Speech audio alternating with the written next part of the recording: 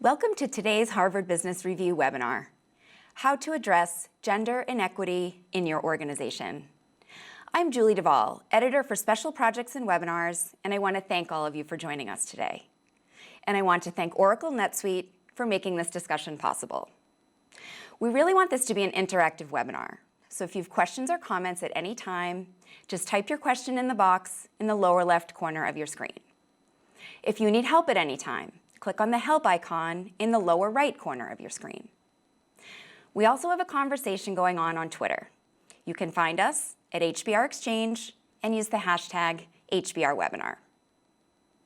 The lack of women in leadership is not a representation issue. The issue is that leaders aren't creating environments where everyone is valued and has an opportunity to advance. So why aren't leaders creating these environments? Research by Michelle King, author of the recent HBR article, Leaders Stop Denying the Gender Inequality in Your Organization, points to denial. Most leaders are in denial that women have different experiences at work than men. Today, Michelle will describe the gender issues that persist in organizations. She will identify the root causes of these issues and will suggest practices and behaviors to address gender inequity. Drawing on her extensive research and personal experiences, Michelle will provide advice on getting to know the barriers that women face, disrupting denial in your organization, and managing the behaviors that cause inequity. With so many diversity and inclusion activities underway, it is easy to assume that progress is being made. Yet none of these efforts guarantee that women will be valued in the same way as men. And that's where leaders come in. Michelle King is a gender equality expert and author of The Fix: Overcome the Invisible Barriers That Are Holding Women Back at Work. Michelle, thank you so much for joining us today. Thank you so much for having me. It's great to be here today. So thank you, everybody, and welcome to this webinar on how to address gender inequality in your workplace. Today, we're going to be discussing all things inequality and understanding kind of how it works. But to start, I just want to share how this journey began for me. So about nearly 7 years ago now, I started noticing in my work in human resources that a lot of women were really progressing at different rates than men, despite sort of their best efforts and despite the organization's commitment to diversity and inclusion. And a lot of these women were more qualified than some of their male counterparts, more experienced, had higher performance ratings. So it really didn't make very much sense. And I decided to research it. So as part of my PhD, I undertook a very extensive research study to really try and understand what some of the challenges were. And as part of that, I had to review thousands of academic journal articles, ready to unpack, what are some of the challenges? What could women do differently? And I very much approached it with the lean-in school of thought, right? That something is systemically wrong with women. Women aren't doing enough, and that in order to advance, they really needed to essentially fix aspects of themselves to try and fit into their work environment.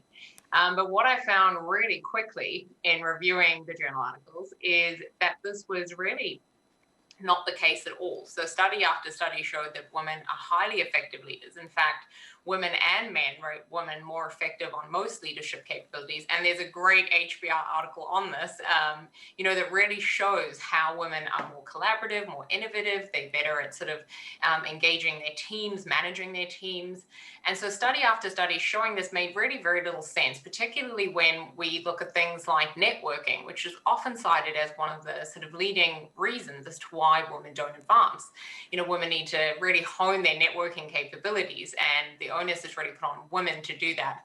And so that's really, for me, when I started seeing this data that was counter to what I had kind of observed and, a lot of the current narrative that was out there, I really wanted to start sharing some of these findings. And so I decided to speak at sort of a conference that popped up. I didn't know much about the conference at the time. For those of you who know, it's the Philadelphia Conference for Women, which at the time was one of the largest conferences for women in America, but I didn't know this. I just moved to America. And so I decided to go along and share my findings. And that year we had Michelle Obama speaking, we had Brene Brown. And so when I arrived, expecting maybe 200 people, 17,000 attendees, I got, really, really nervous because I was going to be sharing a message that not a lot of people had heard before, which is this idea that really, workplaces need to be fixed, not women. And so I get up on stage and I share my message. And I see a lot of sort of heads nodding, some people taking notes. And then once I finished, there was this queue of women wanting to come and meet me. So these women come up to me one by one, introduce themselves. And there's one woman in particular who looked really upset by what I, had obviously said. And I noticed that she had tears in her eyes. And she put both her hands on my shoulders as she spoke to me. And she said, "I'm going to put what you said up on my wall at work." And I said to her, "Well, what's that?" And she said that I don't need to be fixed, that I'm good enough just as I am. And that was the moment that I knew that I needed to share the research and the story that is really making the case for why we need to fix our organizations and how inequality works and why most of us are actually in denial about the inequality that exists in our workplaces. So that's when my journey started, really with the premise that, we shouldn't fix something that isn't broken. Women aren't broken. They're incredibly capable. In fact, the very capabilities that on average most women have, we're going to need in greater amounts in the future world of work. And I'll touch on that in a minute. So when it comes to our current state in terms of diversity and inclusion initiatives, a lot of them are focused on either sort of addressing policies, processes, or we have the wonderful suite of Fix the Women strategies with things like, mentorship programs, sponsorship programs, even initiatives like unconscious bias training, and there's a number of HBR articles on this that really show, they have very limited effectiveness in addressing the underlying systemic barriers that exist in workplaces.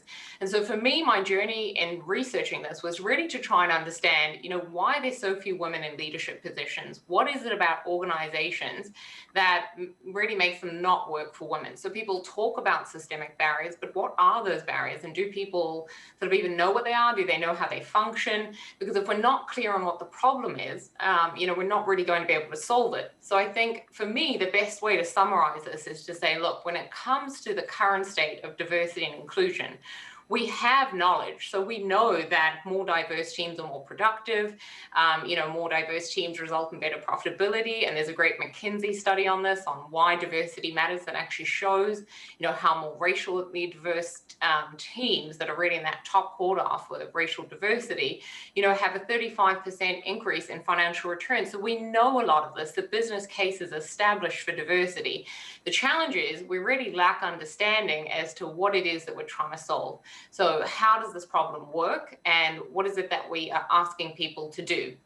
And so a great way for any of you to test this is to actually ask leaders in your organization, do you know how inequality works? Or ask your colleagues who you work with, do you know the challenges that women face trying to advance? Or how do you practice inclusion as part of your job? And if we can't get to a place where, inclusion and diversity become a fundamental way of working, we haven't really solved the problem. So this is really the aim of what it is that we're trying to do. So to start off, I think it's really important to frame this in terms of helping you understand how inequality works. So a lot of people might say, look, I've got a good idea as to how this functions, but it actually took me a really long time to unpack it. Because a lot of the barriers that are in place in organizations, it's very unclear as to what actually makes up environments that work differently for men and women, work differently for all women. How do these challenges play out, and why does this exist? So to kind of summarize it, workplaces were never actually designed for difference. So if we look back to the beginning of organizations, and it's something I outline in my book for those of you who are interested, since the beginning of time, organizations were really designed with an ideal leader in mind, right?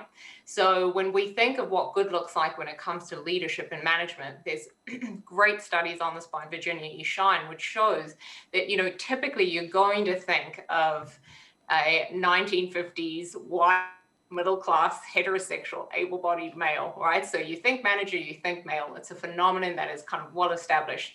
The problem is that, when organizations are designed with that ideal in mind, it's not just in terms of demographic characteristics, it's also in terms of some behavioral attributes. So really the ideal individual is somebody who's assertive, who's aggressive, who's dominant, who's competitive, who's willing to make work the number one priority, willing to be exclusionary from time to time if needed. And so that ideal standard is really how the entire organization works to sort of support that ideal standard to advance. And that really matters, because when we have an ideal, or what I call a prototype, and for me, I often refer to this as Don Draper. For any of you Mad Men fans out there, he's your typical 1950s ad man. If that prototype is in the back of your mind, and it underpins the entire way an organization works, primarily because, if that's the ideal standard, in terms of what it takes to lead, it's quite likely that leaders in the organization are going to be displaying those characteristics. And that in turn encourages all employees to live up to that standard by engaging in those same behaviors. So in order to be seen as leader-like, you need to be seen as dominant, assertive, aggressive, right? Engaging in Don Draper type characteristics. And that then creates an entire workplace culture, which is our kind of lived experience of an organization, that represents Don. And the problem really comes into play in that the more ways you differ from the Don Draper ideal, the more barriers you're likely to encounter trying to advance at work. So if you think of sort of gendered racism, for Black women, it's a lot harder to sort of fit the prototype, right? Because they've got both race and gender differing from the Don Draper ideal. For white women, we've got gender, so yes, it's challenging. But it's, we have our whiteness in common with Don, which can make it a little bit easier for us to advance. Or fit into what is the ideal standard. And so that's really, how inequality works. When you have organizations that are hardwired for a prototype, that's what creates the challenge is, we're all kind of trying to conform to this ideal. And so why this matters from a gender equality perspective in particular is because women are confronted with having to live up to the Don Draper ideal to be seen as leader-like, while at the same time, society has standards for how women are meant to behave, which is being more sort of nurturing, meek, mild, unassuming. That's really the feminine ideal or gender stereotype that women are expected to conform to. So this creates this constant challenge in workplaces of having to be seen as leader-like and competent by engaging in Don Draper behaviors, but at the same time, living up to the feminine ideal to be liked. So women really face this trade-off between being seen as competent or liked. And unfortunately, likability is really, really important when it comes to advancing at work. And so women have that trade-off. But I think one of the things that, and I'll touch on it in a minute in more detail, that's really important to remember is that, men face a number of barriers because of the Don Draper ideal. So actually this entire system of work doesn't work for men either and can be incredibly challenging. So even if you do advance by displaying Don Draper characteristics, it's not without its costs. So, this model, this 1950s way of working doesn't serve us today. It might have served us in the past when everybody, when organizations were predominantly made up of one type of individual, but it really doesn't serve us today in an environment that is much more diverse and much more dynamic, needing, different ways of leading that are more empathetic, more collaborative, and it also won't serve us in the future world of work. And again, I'll come to that in a minute in more detail. So in terms of that whole structure around prototypes, leaders living up to it, and by doing that, encouraging employees to live up to it, which really creates this culture of inequality, that is really an important part of the puzzle that was kind of missing around diversity and inclusion efforts, because to date, I call them the 4 Ps of inequality, but to date, the real focus has been on policies and processes. So, when we think about, do we have equitable policies in place regarding pay? do we have processes in place to really consider, are we hiring more diverse people? The focus has predominantly been on those two, right? Can we provide anti-bias training for leaders so that, when they're promoting somebody or awarding somebody or even hiring somebody, they're going to pay attention to it? Again, the focus is on processes. It has been less on practices, which is really behaviors, and personal beliefs. So the challenge is really shifting the narrative to, if we really tackle the lived experience, if we really tackle your experience of your work environment by focusing on how people are behaving, those day-to-day practices, and how that really demonstrates some of our systemic beliefs and prejudices, if we start to tackle that, we can really begin to create a more equal work environment.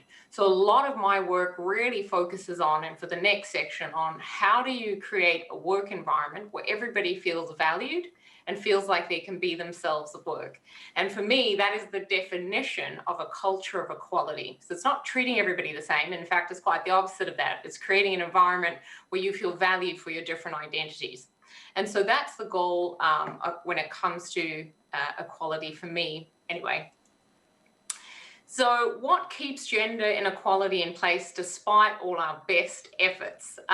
So this was quite an interesting discovery that I found in my PhD research. So I had completed a survey on one organization separate from my PhD, which found, predominantly most employees, I think it was close to about 98% of employees with a survey of 1,300 participants, said that the organization was masculine. They said it, was really challenging environment. People worked extremely long hours. They were dominant. They were assertive. It was a Don work environment. And that women, reported systemic barriers to their advancement. However, when I met with leaders and interviewed them, consistently leaders would say to me, our workplace is a meritocracy. Everybody's treated in the same way because everybody's the same. When you come to work, you're an employee. And, I noticed this pattern across this organization. So my study also included another organization, entirely different country, different industry. And I found the same thing. So consistently when leaders were presented, even with some evidence, showing that really there's only 7% of women in senior leadership positions. Why is that? They start out roughly equal and then we get to about 7. What are some of the challenges? Leaders would consistently say, nope. It's a meritocracy. There are no additional challenges. We treat everybody in the same way. And, this idea that when you walk into your workplace, you're suddenly the worker and everybody's treated exactly the same is a little crazy. So for me, this was really surprising and also frustrating because I couldn't understand how these leaders could deny, these lived experiences that women were reporting of inequality. And that was the moment that I realized the work really begins with disrupting denial. So the work begins with leaders understanding how inequality works and also, the Don situation we have going on, and also how they are really accountable for the lived experiences of inequality that their employees may be experiencing. So, for a woman who's sitting in your team, if she is being talked over, disregarded, and having her contributions devalued, that is really a direct result of leaders not managing the day-to-day inequality moments, which we'll come to, which is really how people experience the culture.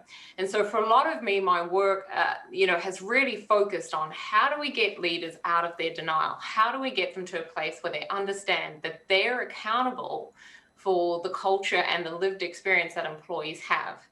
And so that's really the work of gender equality, is like to advance it. We need leaders to understand that they're accountable for creating culture, because leaders drive culture through the behaviors they support, reward, endorse, and ignore. And culture drives performance and productivity, but it also drives experiences of inequality. And so the goal really is for leaders to, understand what behaviors they can model and how they can shift away from this prototype-based organization and create an environment that works for everybody. So that's really the goal of this work. So my favorite saying when it comes to this, is we can't tackle inequality if we're in denial that it even exists. And the good news is, I think, is that, we're all in denial to some extent. So when I started this research, I did assume, and wrongly so, that the system worked for men. And it wasn't until I did a separate research study on a multinational professional services firm where I asked men, what is the number one barrier to your career advancement? And consistently, about 90% of men said the number one barrier to their advancement was the advancement of women and diversity and inclusion programs that promoted women, like Targets. And that was very, very hard for me to read when I read that. And it was a moment where I realized something was not quite right here. I needed to go back into the data set and take all the women out and just really look at men's lived experiences. And so that's what I did. And I started noticing men talking about the challenges of the current environment, things like the fact that men feel bullied in these environments to work excessively long hours. They don't feel safe to speak up when they witness women being discriminated or marginalized. They felt it was really difficult for them to be themselves and that they had to really conform to the ideal. So if they were being more empathetic, they didn't think they would be seen as leader-like. And so I then embarked on a 6-month piece of work to really review all the barriers men face, and there's about 6 of them. And so this was such an eye-opening moment because I realized that actually inequality doesn't serve any of us.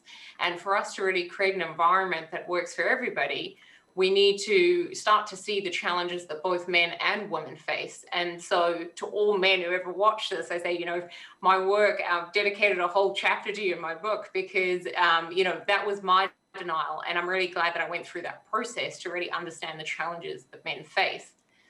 So for women, when it comes to the barriers, I think one really important point to take away is that men and women's careers function in very different ways. So women face a range of sort of invisible barriers because of the Don Draper prototype.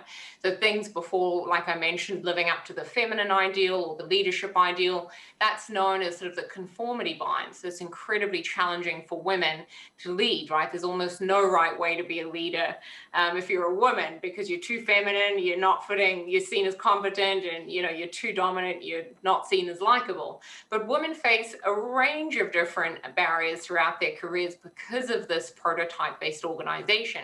And some of it really revolves around challenges that really change as women's lives change. So there's some great studies that show, women really have 3 career phases rather than sort of one long linear path like men follow, potentially to the top of the hierarchy. Women sort of have to take breaks or change careers, due to balancing work and family life.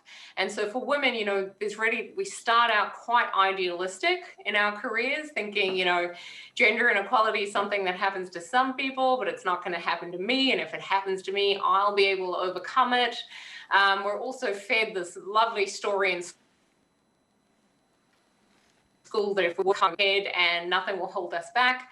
And then we get into these work environments where we've got these different challenges because of the Don Draper prototype.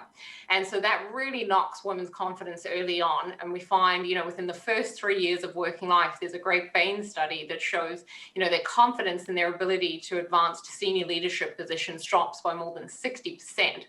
And so, right from the start, we've got a barrier around conditioned expectations. So women come in, they're in these environments that don't work for them, that don't value them, and where they don't feel like they can be themselves. There's a confidence drop off, and we see, women really struggling with that. And then that's the idealistic achievement phase, where women are also faced with the conformity bind that I mentioned before, and a number of other barriers. And then we move into the second phase, which is really this endurance phase, where women are faced with 6 key barriers, a lot of them really relating to the interplay between motherhood and the challenges of grappling motherhood and working. And the reason for this is, you are no more further away from Don Draper than when you're a mother.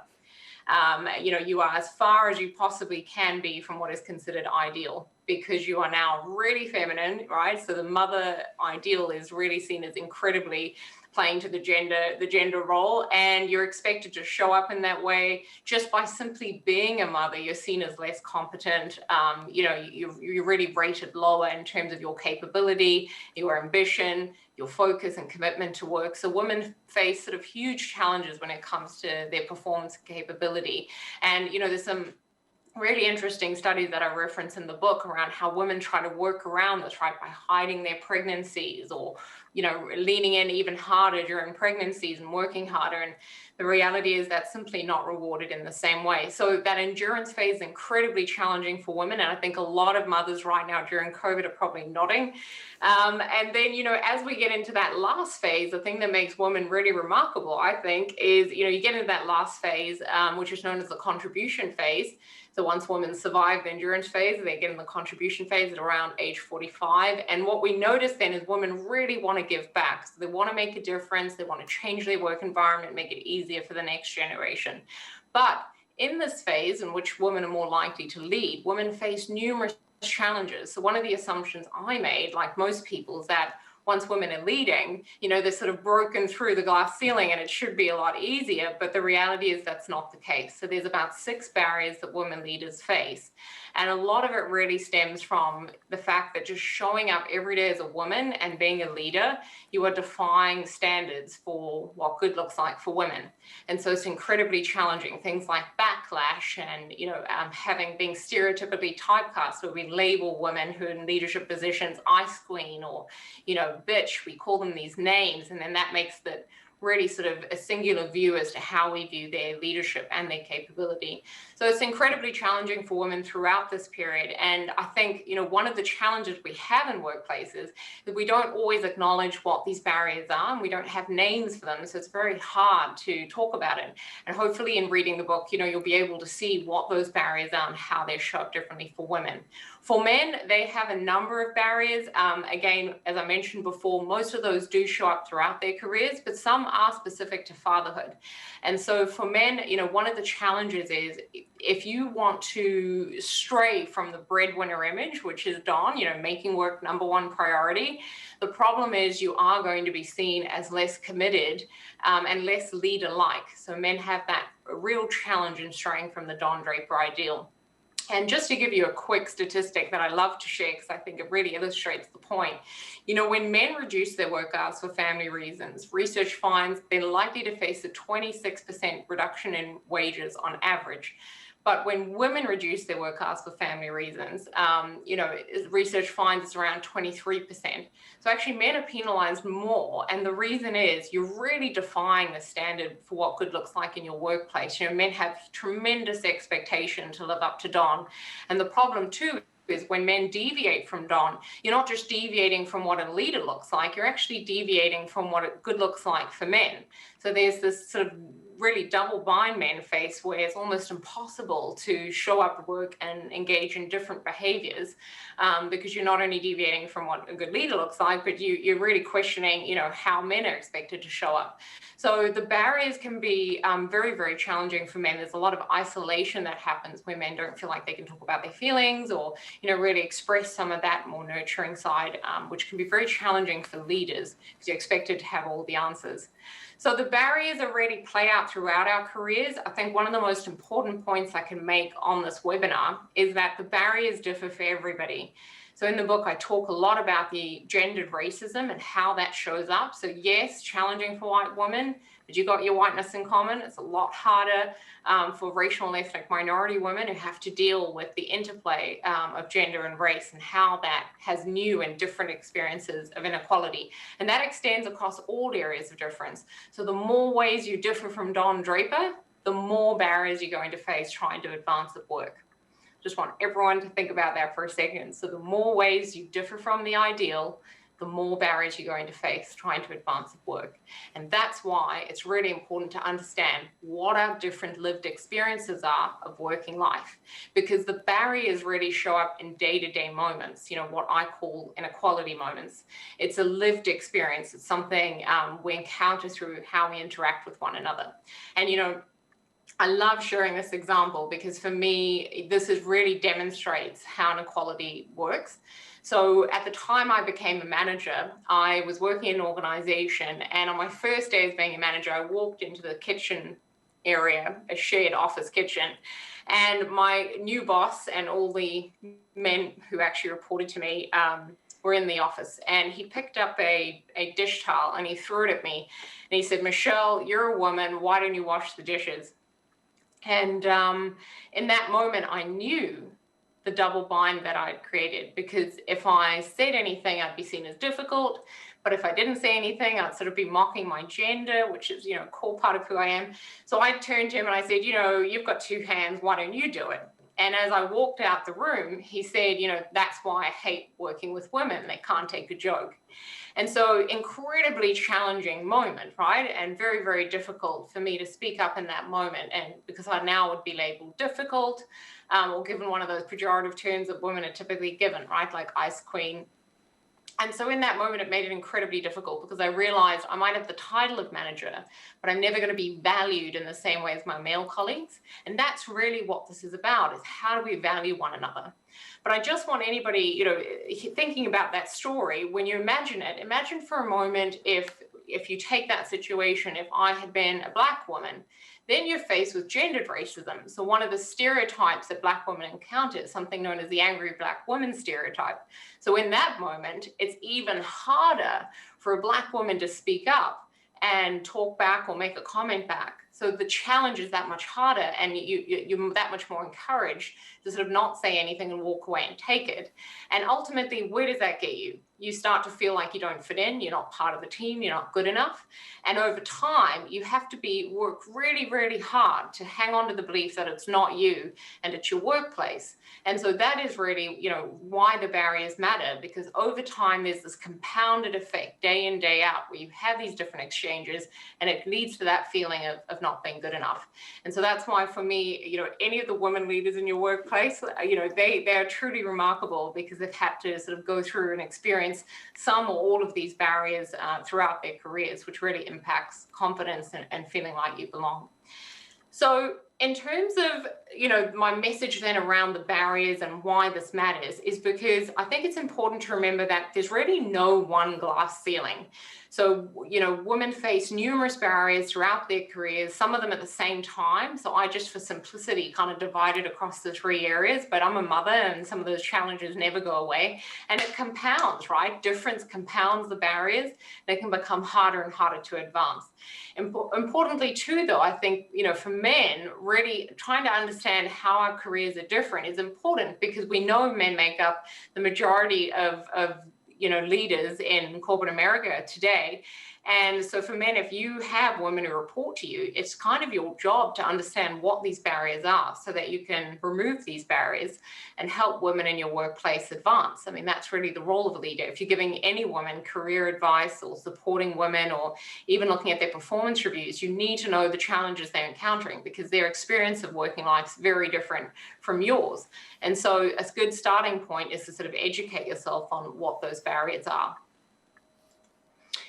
So, and I would love all men to take the message that, gender equality is the best thing to have ever happened to them. They maybe just don't know it yet. I love sharing that. And the reason is because while women deserve workplaces that work for them and that enable them to succeed and build on their strengths, and by the way, I don't think we say that enough to women, men really need this more than women do. And the reason for that is because when we look at the future world of work, and we look at the capabilities that are required, we're really shifting from the Don Draper ideal to which is really a transactional command and control style of leading, to what we see as more transformational. So leaders who can be democratic, empathetic, who can get their teams to collaborate, who can be more persuasive. That kind of leadership style is known as transformational. And so, men need to be able to make the shift. The problem is we know from the barriers that when men engage in some of those behaviors, they're really deviating from a masculine ideal. So it's a lot harder for men to do that. And so, that's why for men to kind of future-proof their careers, they really need the freedom to engage in different behaviors. And, an important takeaway message is that I'm not saying that we suddenly need to ditch all of the transactional styles of working. What I'm saying is we need to give people the freedom to respond to their environment using different types of capabilities without being worried that they're somehow deviating from the ideal. Because there might be situations where being dominant or assertive is required. So people need the freedom to display a wide range of behaviors. The trick is to try and get organizations to be really clear on what they value so people know what are the behaviors behaviors that, this organization believes will make it successful. And so that's really what this is all about. We need to have the cognitive, behavioral, and emotional flexibility to survive some of the technological advancements that are coming our way. And that's why, if you really want to think about what is needed in the future world of work, what is needed now, we're even seeing it during COVID, it's not enough to just give people tasks and then sign off your Zoom. You need to be able to engage your teams. You need to be able to understand, how your teams are feeling, how they're connecting, what challenges they're encountering. You have to think about workarounds for that. If people have got children in the background, or if they're alone and they're isolated and they're struggling with mental health, we need leaders to have these different capabilities. So in many ways, COVID sort of brought the future forward by kind of forcing us to really think about, hey, does this 1950s model really serve us today? And is it going to serve us with some of the disruption that's yet to come with geopolitical changes, technological advancements like AI? That's really going to disrupt our working environment. And so we need to embrace a new model of leadership. Women need this because then, our strengths will be recognized and we'll be able to have environments that enable us to display that. But importantly, men need that because they need the freedom to engage in different sets of behaviors. So that leads us to sort of the final kind of 10 minutes of this session, which is how do we create workplaces that kind of work for everybody? What do we do? So I spent a lot of time really thinking about this in terms of, if I could leave everybody watching this with some actions you can take to start creating a work environment that works for everyone. Firstly, why would we do that? Well, we know it's important for the future world of work, but secondly, how would you do that? So we're going to spend a little bit of time on this. So I think we just need to remember in trying to solve this, we have to focus on the lived experience. And it's really about creating an environment where people feel like they can be themselves at work. So if we're conscious of the lived experience, the day-to-day, how do you experience your work environment? Do you feel like you can be yourself? That's the goal. Creating a culture of equality is really about creating an environment that enables and values difference rather than just the prototype. So that's the goal. Why would we do this? Well, it's such a fabulous Accenture study that I just love so much that really shows that in environments, where people feel like they belong, but also feel like they can be themselves and they're going to be valued for that, so culture of equality, women are 4 times more likely to rise to senior leadership positions and men are twice as likely. Now, some of you reading that might be like, well, how does that work, Michelle? Well, the reason is because we're no longer advancing a small number of people that fit the Don Draper ideal, right? Now we're opening it up. Everybody's got an opportunity to advance. But adding to that is really a finding that shows in these environments, employees are 6 times more likely to have an innovation mindset. Well, what do we know about the future world of work? Innovation is key. Companies that can innovate are going to be able to outcompete any of their peers. They're going to be able to come up with new solutions. They're going to be more creative.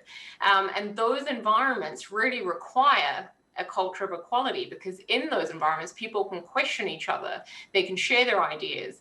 They are collaborating. That is what good looks like in those environments. So really, a culture of equality is the environment that we need in the future world of work. And so in many respects, I say, while women need equality, it's actually even better for men. But guess what? Your workplace needs this more than you do. Your work environment needs to prepare for some of the disruptive changes that are coming. And that starts with focusing on, what really matters, which is the lived experience, and creating an environment where employees can innovate. So equality, when you're thinking about how you tackle the problem, I love to draw the analogy with safety. So for those of you who know me, you'll know I've worked in the oil and gas and energy sector for a number of years. And in the energy sector, we really have cultures and environments that are built around safety. So, the way people do their job, they do that safely. People talk about safety. It's the way we lead. It's the way the entire workplace works. It's ingrained as a practice. And so that's really how we want to approach equality, where it becomes the way employees work, leaders lead, and, entire workplaces work. That's the aim. It's what your company becomes known for. So this is much more a strategic decision than a nice off-the-shelf D&I initiative. This is really about, as a leader, what do you want to be known for? How do you want to lead? As a company, what do you want to be known for? And what do you need, importantly, to be able to survive, some of the changes that are coming our way and that we're experiencing now? And so really getting to a place where you have a culture of equality involves 3 things. The first is awareness raising. So if you remember back to gender denial, we can't solve something if we're in denial that it exists, or we're not even aware that it exists. So really what we need is leaders to focus on disrupting their denial, right? And become aware of how gender inequality works, how Don Draper might be hardwired in your organization to different extents, but in most organizations it's pretty hardwired. So, try and understand what good looks like in your organization, and then think about how you can shift that ideal from a Don Draper prototype model to what we call value-based organizations. So organizations where you're really clear on what you value. So things like, values for the future. So things like curiosity, collaboration, transparency. We know those are all really important now and in the future world of work. And so you have very clear on what you value, but then you give employees the freedom to display behaviors related to curiosity or compassion or transparency in a wide range of ways. So that's really what we're trying to do here, create value-based organizations, shift away from sort of the Don Draper ideal. And leaders really will drive that change in terms of how they show up every day. Are you curious? Are you collaborative? Are you demonstrating some of those values? And so it's almost values-based leadership that will drive the change. So the goal is really to get leaders to focus on, modeling the behaviors they want to see. And safety is a great example of that. So in cultures where, there's zero tolerance for any sort of harm, in those environments, leaders really practice this. They, engage in safe behaviors and they model that. They pay attention to day-to-day moments when employees aren't practicing safety. They call it out, they manage it, they talk about it. They engage in sort of reviews to get lessons learned from it. And employees are rewarded, as part of their compensation if they engage in safe behaviors. And the organization takes it seriously. So we need to treat equality in the same way. It's a business problem. So build that awareness, understand how this works.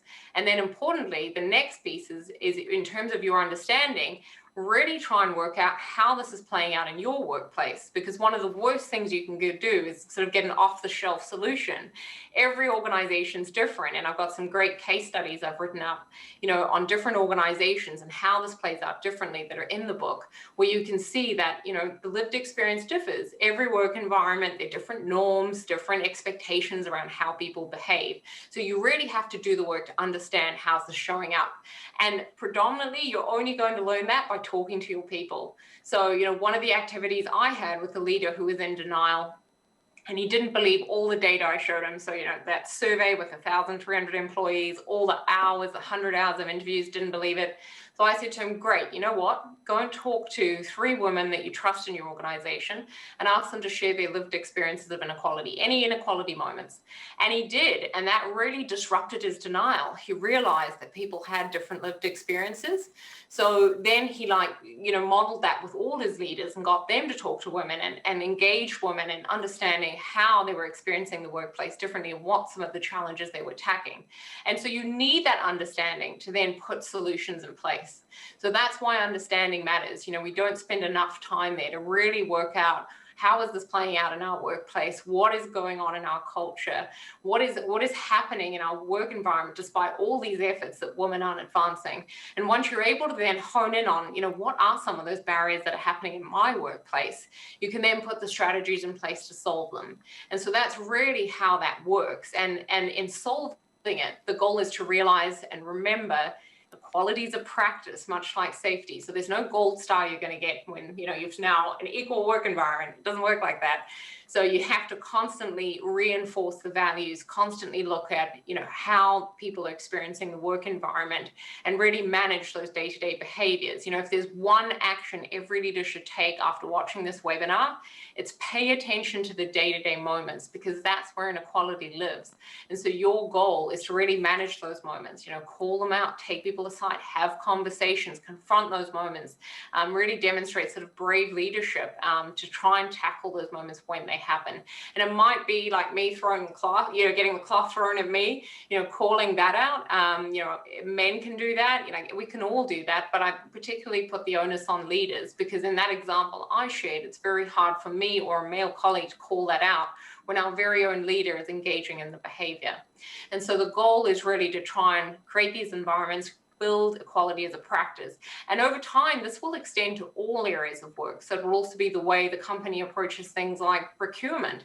So really only engaging, in contracts with companies that also support equality. You can really embed equality as a practice, not only in how people are behaving, but in the entire way the organization works. And so that's the end goal. How do we make equality the way our workplaces work? And so that is absolutely starts with those 3 points around awareness, understanding, and embedding equality as a practice. And I just want to close very quickly with this reminder to everybody. When you leave this talk today, I just really encourage all of you to think about and remember that when you're experiencing inequality in your work environment and you're starting to think it's you, just hear my voice reminding you it's not you, it's probably your workplace. And you do deserve the freedom to be yourselves at work and to be valued for that. But that starts with us, really not fixing women and instead focusing on our workplaces, because that will serve all of us. So thank you very much. Thank you so much, Michelle. I think the biggest question that people are writing in is actually some women are feeling like it's other women who are causing barriers or some of these stereotypes. What would be some advice you would share with them? Yeah, so I love this question because this question comes up all the time in every conference, and it's an important question. So, women can engage in Don Draper behaviors just as much as men. And sometimes it's even more challenging because for women, you feel betrayed in some ways when you see other women engaging in some of those sort of exclusionary behaviors.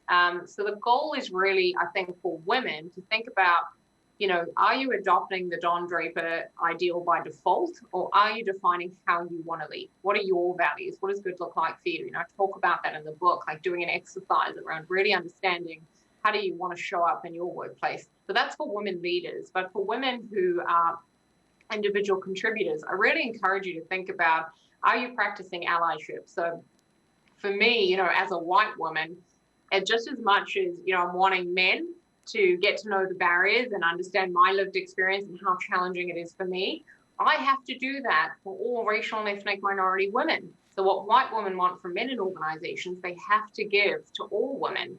And that is understanding our different lived experiences, how inequality plays out for us, so that in those day-to-day moments, we can be allies.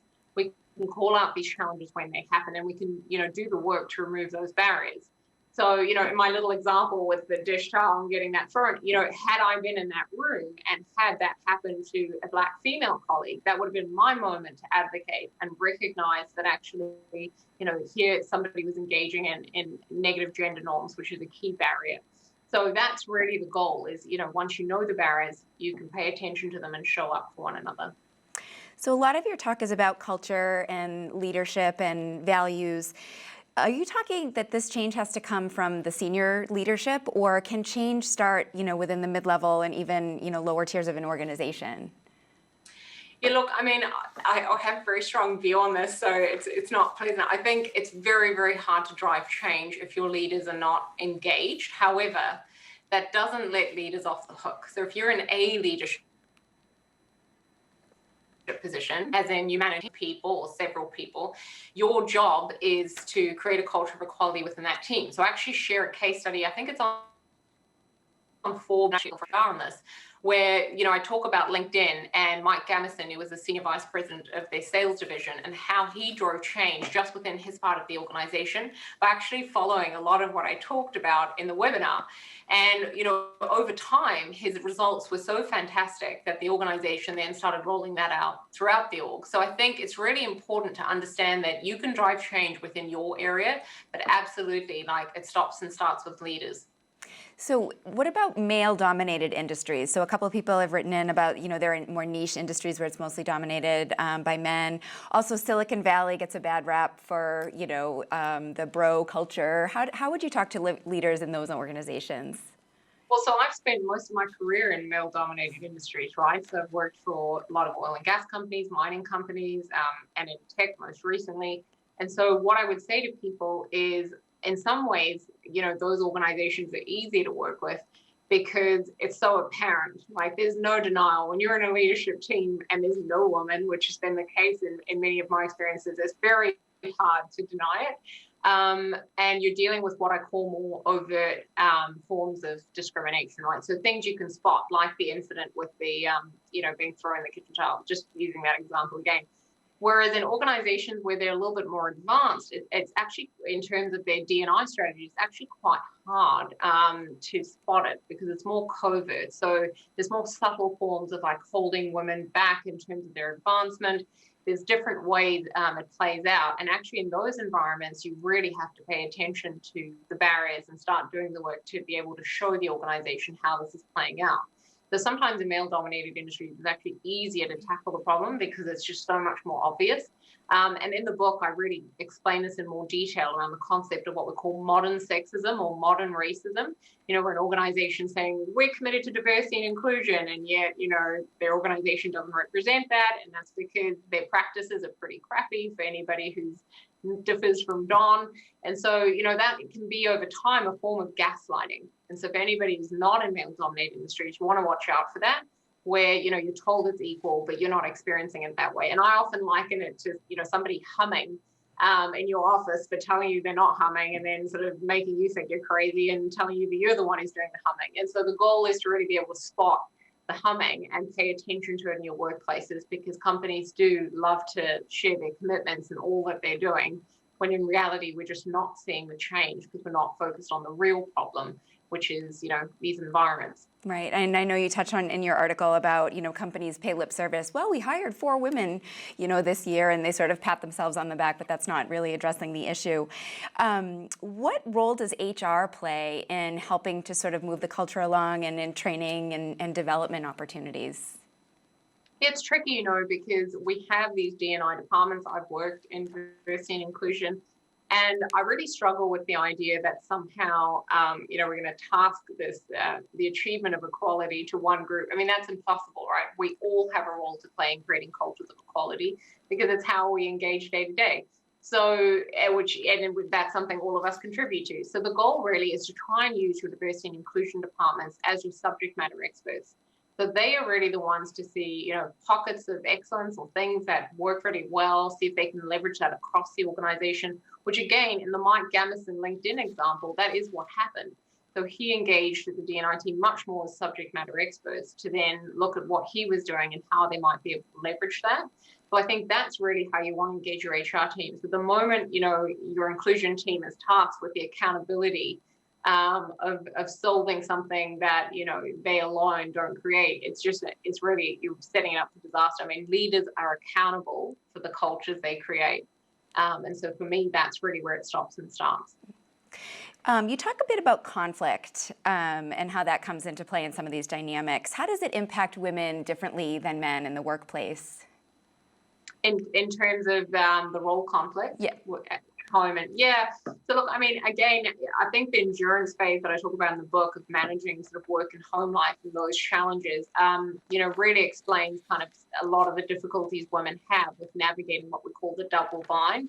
So having to engage in sort of your normal job plus a job at home, which is almost a full-time job of managing domestic childcare and dependent care needs. So that role conflict is incredibly challenging.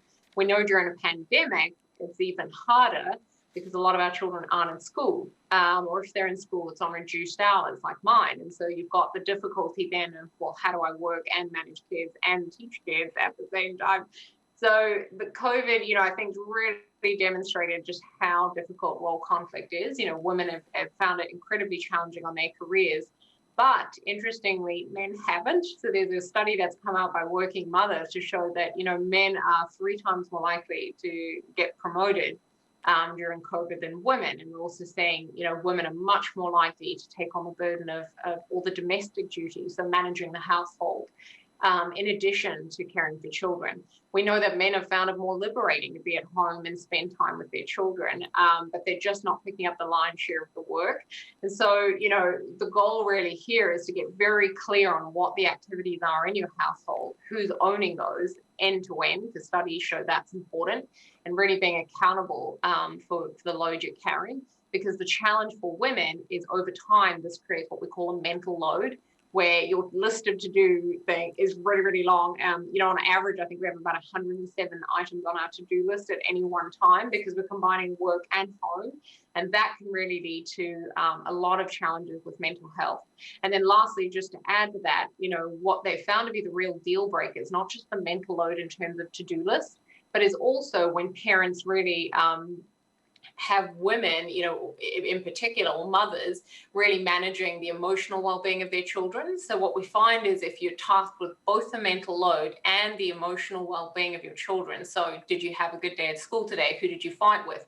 When you have to manage both of those, that's what tips it over. So for example, in my household, we try and divvy that up. So who's going to manage the chat around the day and how difficult it is, and who's going to help out with some of the admin around school. And so that's another way you can help share the load at home. So a lot of the discussion, not just in this webinar, but in articles and research, is around motherhood and women, more in their mid-career levels. What would you say to younger women or, women that are coming up in their careers? Are they seeing this just as much? How do we think about that? Yeah, so I mentioned that a little bit in the webinar around, one of the very first barriers young women encounter is what we call conditioned expectations. So the expectation that work life's going to mirror school life, right? And if you just work hard, you'll advance. Well, here's the thing about it. Success discriminates, and it discriminates based on who most likely fits the Don Draper ideal. It's not about getting an A. You've got to engage in the right behaviors in order to fit in and be seen as leader-like in order to advance. You can't just do your job, right? You've got to do more than that. And so that's the challenge, is with these conditioned expectations early on. When women enter, they have that challenge, right? And that drop-off in confidence I referred to. But if that's just one barrier, the women also face a performance tax very early on, where they have to work that much harder to be seen as good as sort of an average male. That affects sort of their promotion and pay. We know there's a pay gap early on for young women. Again, there's an Accenture study on that for people who want to look at it. So right from the get-go, young women are sort of experiencing a number of barriers. And the number one problem we face is that they're not aware of it. They're not armed with awareness. So they don't go into their work environment expecting that. And as a consequence, it really, over time, they start to internalize it. So they start to carry this feeling of I'm not good enough, and it really impacts their confidence. So I absolutely loathe it when I see articles telling young women to just be more confident, because the reality is they're faced with a work environment that doesn't work for them and makes them feel that there's a problem, when in reality, the work environment never really valued them in the first place. And so this is really about how do you create an environment that values it, and it starts with calling this out. So companies really need to start educating, everybody coming through, women and men in particular, on the barriers, on how inequality works, so that right from the get-go we can spot it, we can call it out, and we don't internalize it. So I think we have time for one more question, and a lot of people love the slide with the 4 Ps. So I'm wondering if you could remind us of what those are and give us some practical advice on taking those forward. Yeah, sure. So the 4 Ps, it's Michelle's 4 Ps that I came up with around, when we are tackling equality, what is it made up of? What is it comprised of? So it's policies. So any policies your organization might have, like flexible work policies or, equal pay policies. It's processes, so like your hiring processes, how those work, and you can have inequality embedded in both of those. It's practices, so how we're behaving, how we're showing up, and it's personal beliefs.